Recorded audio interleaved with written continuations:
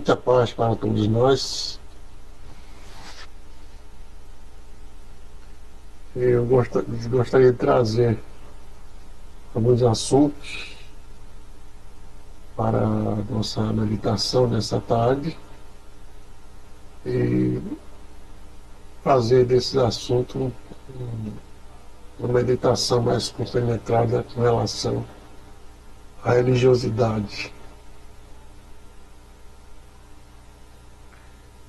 Nós estamos vendo nos nossos dias, nesse progresso da humanidade, que ao mesmo tempo que existe um progresso da ciência, da tecnologia, existe também um regresso no lado espiritual. E é muito interessante quando a gente se debruça sobre esse assunto para confrontar que esse regresso espiritual não é entre aqueles que não são evangélicos, que não são considerados cristãos. Por incrível que pareça, nós estamos vendo esse regresso espiritual no meio daqueles que são considerados cristãos. Isso nos traz uma meditação para o lado negativo da espiritualidade, porque isso demonstra que aqueles que são adeptos de alguma religião, de uma forma ou de outra, eles não estão fazendo crescer dentro de si o conhecimento da religiosidade. Ainda que eles possuam uma religiosidade, mas é uma religiosidade distorcida daquele princípio religioso que a Bíblia tenta nos mostrar. Eu estava vendo há poucos dias que o geral católico, o Papa, ele está tendo umas ideias sobre a transformação, modificação, ou até mesmo uma nova impressão da Bíblia. Segundo ele, a Bíblia ela já se tornou arcaica, superada com o tempo, e que precisa de um novo livro atualizado. E que, segundo alguns comentários, essa nova impressão da Bíblia já está em caminho e que ele será editado pela inteligência artificial, onde ali serão excluídas coisas que são consideradas do passado, será feita uma lavagem para uma atualização, e aqueles assuntos que foram coisas do passado que já não funcionam hoje serão deixados para apenas uma consulta arqueológica, uma consulta literária. Veja que isso nos leva a meditar que logo nós teremos uma nova Bíblia, totalmente diferente dessa que nós conhecemos, e com isso nós estaremos talvez modificando os princípios religiosos. Então, quem tiver Bíblia, que guarde, quem não tiver, que compre, porque logo teremos uma nova camada de Bíblia que não diz respeito àqueles princípios que nós aceitamos. Então isso não é novidade, não é uma coisa nova, não é algo que vem assustar os que estão com o conhecimento da Bíblia. Não assusta. O que nos leva a pensar é que a própria Bíblia nos diz assim, que o homem erra por não conhecer as Escrituras. Falta de conhecimento destrói a nação, destrói o homem. A falta de conhecimento aprisiona o elemento. Então, quando você não tem um conhecimento de uma causa, você se deixa levar por qualquer conceito, porque você não tem uma profundidade para discutir aquilo ali. Mas é preciso ter uma base. Vejamos que essas pessoas que chegarem a alcançar essa nova Bíblia, eles vão se basear naquilo que está escrito naquela Bíblia. Eles não vão ter um princípio anterior, né, no assunto da verdadeira Bíblia. Isso vai distorcer, porque a Bíblia diz que destruído-se, tirando-se os fundamentos, é que pode fazer, o que é que pode fazer o justo. Então, o que é o fundamento, no caso religioso? São os princípios da palavra de Deus, que foram transmitidos verbalmente, e depois passou a ser escrito de algumas maneiras, até chegar à imprensa, né, no dia de hoje, como está sendo, e hoje já tem maneira mais atualizada de se fazer os livros.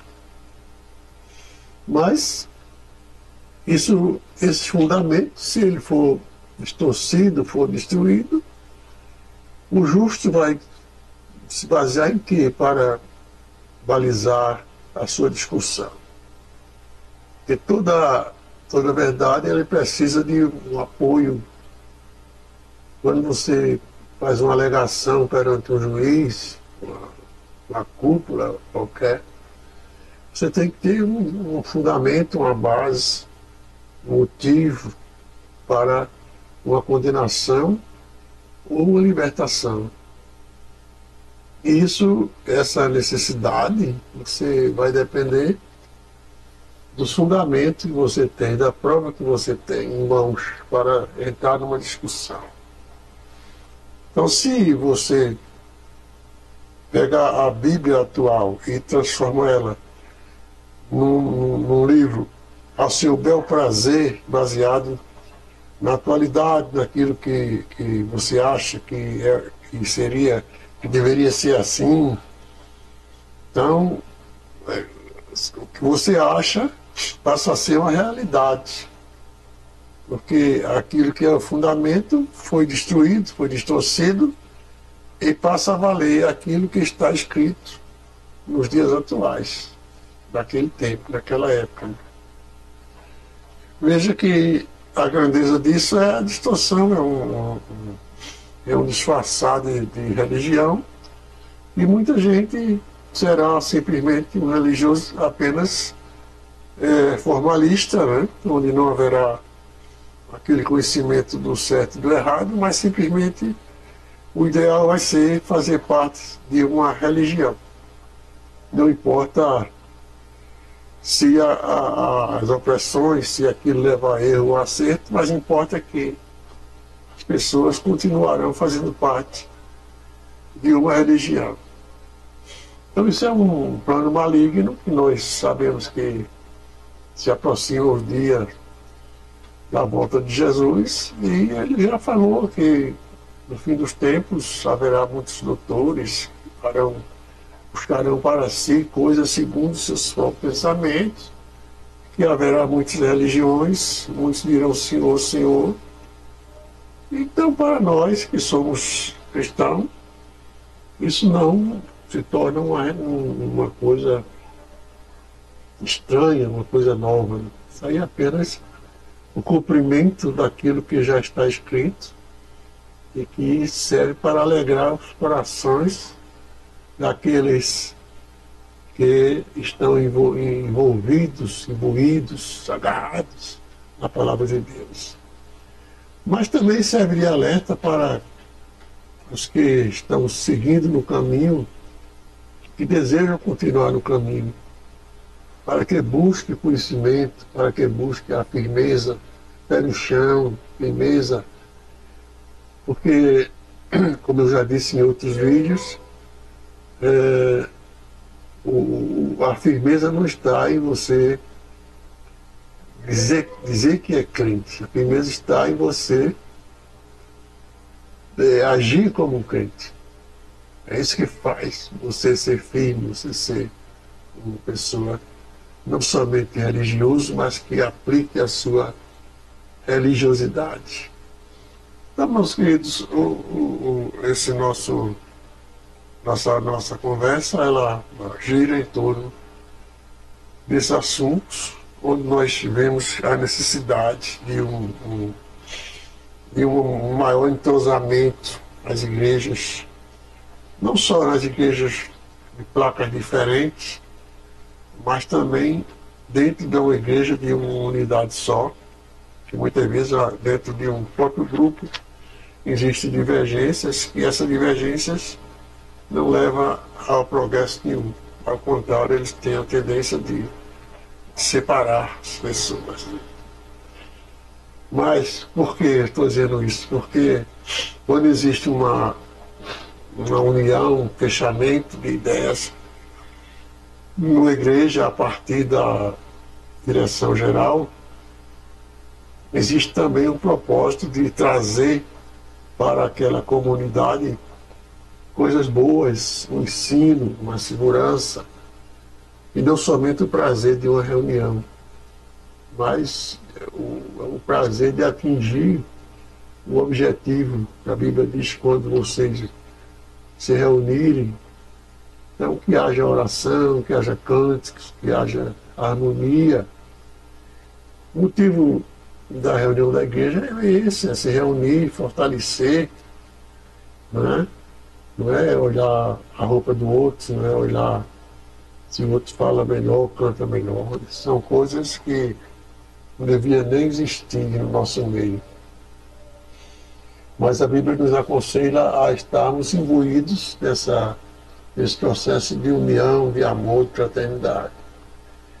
E, infelizmente, nós estamos vendo que, sem essa forma de agir, você está levando as ovelhas para um desânimo, um descaminho, porque elas não estão sendo alimentadas. Quando ela não está sendo alimentada, ela procura outro lugar para alimentar. Eu tenho um gatinho aqui em casa, gosto muito dele, ele fica pulando aqui para lá e para cá, mas quando ele procura a comida dele que não acha, ele fica louco e sai miando e vai procurar no outro canto. Porque é assim, ele quer se alimentar, não quer amizade, carinho, ele quer comer. Então a igreja tem que providenciar essa alimentação. Infelizmente, é uma recíproca, deve ser uma coisa dos dois lados. Tanto a pastoral, a direção da igreja deve providenciar a alimentação, como um pai de família providencia para a sua família, como os filhos também devem estar interessados em comer. E se tiver a comida e o filho não comer, é a mesma coisa do filho querer e não ter a comida. Vai ficar, de qualquer maneira, com fome. Assim, você tem que providenciar a comida para que os seus adeptos estejam abastecidos. Porque chegar uma hora de uma perseguição, uma hora de uma necessidade de provar a razão da fé, como diz a palavra de Deus, você não tem argumento, você vai dizer: não, o pastor disse, fulano disse, ciclano disse. Isso não é sustentação. O que fulano diz, o que vale é o que eu creio, é o que eu aceitei, é o que está escrito, não é o que fulano disse, sem comprovante. Eu posso dizer muita coisa e alguém acreditar e não ser verdade. Mas a palavra de Deus não pode partir para esse tipo de coisa. E a igreja, na sua direção, ela não pode partir para o que o pastor acha que deve dizer. Tem que ter um estudo bíblico, abalizado, um conhecimento firme da palavra de Deus, para que a ovelha ela tenha um alimento sólido, que produza um crescimento firme no seu pasto, no seu rebanho. Então é esse crescimento que nos leva à firmeza da fé.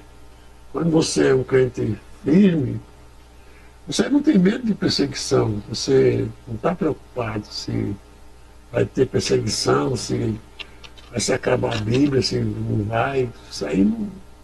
Você está preocupado com a vinda de Cristo, não que ele venha, mas preocupado em você se manter firme. Que se ele vir, ele pode demorar a vir e a morrer. Então eu tenho que me preocupar comigo, não é me preocupar com a vinda de Cristo. Estou preocupado em me manter firme, para que ele vindo ou não vindo, mas eu indo, eu esteja guardado. Isso é fundamental. E essa certeza, essa fé, eu só adquiro através do conhecimento. Esse conhecimento, além de nos garantir a certeza de que nós estamos certos, no caminho certo, nos garante, nos dá a condição de discutir, de dialogar, de rebater algumas críticas e divergências com relação à nossa fé. Então são coisas que estão aí patentes aos olhos de todo mundo. O desenvolvimento do mundo em relação à religião, a tendência é desclassificar. Quando você entra na internet, você encontra chocarrice, brincadeiras, gozações, coisas e mais coisas para com a religião. E muitas delas são provocadas pela própria igreja, né? Pastores brincalhões, pastores que ficam barganhando com a palavra de Deus, vendendo a palavra de Deus, vendendo cura. Outros que fazem da igreja um salão de dança, outros misturam com banda, com outras coisas e tal. Então isso faz com que aqueles que não têm o conhecimento coloquem tudo num balaio só e a religião passa a ser desclassificada. Se você não é crente, você vai querer ir para a igreja com palhaçada dessa, com brincadeira, com chocarrice, com roubalheira. Ninguém quer. Isso é uma artimanha do inimigo, porque se ele conseguir menosprezar o lado religioso, ele está afastando os adeptos, além dos que já tem lá, está afastando os que poderia chegar. E o pior de tudo é que a igreja contribui para isso. A falta de entendimento, a falta de conhecer a palavra de Deus, a falta de viver principalmente a palavra de Deus, dá motivo a que essas chocarrices, essas brincadeiras progridam e produzem escândalo nas igrejas por causa da atitude de alguns.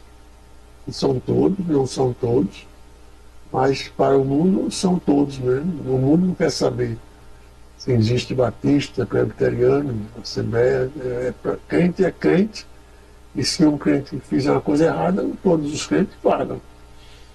Então é preciso que a gente, como crente, garanta a nossa condição, lute pela nossa fé e faça com que a nossa vida seja um espelho para aqueles que ainda não têm a salvação. Porque assim eu estou garantindo também a minha salvação nos céus, se eu agir bem aqui. Então, se eu tenho essa certeza, eu devo viver conforme a minha certeza. Então, essa nossa reflexão nessa tarde, é só essa mesmo. Deus nos abençoe. Vamos continuar orando, lendo, produzindo alguma coisa, alertando. Se a Bíblia diz, se você puder, tire alguém das trevas. Se puder. Se não puder, vai fazer o quê, né? Mas se puder, saia você e tire alguém das trevas. Eu estou tentando fazer a minha parte, tentando tanto me segurar, como também tentar dar um grito de alerta, não só por esses meios de vídeo, mas também por outros meios presencial. Mas que Deus nos abençoe. Faremos live. Farei mais vídeo do que live. Eu gosto mais de vídeo do que live. E assim Deus nos abençoe. Orem, porque eu estou meio adoentado dessa gripe aí. Estou orando, Deus vai me ajudar. Também estou me medicando, não existe nada contra o comprimido. E pretendo continuar fazendo meus videozinhos, minhas lives, servindo de alerta.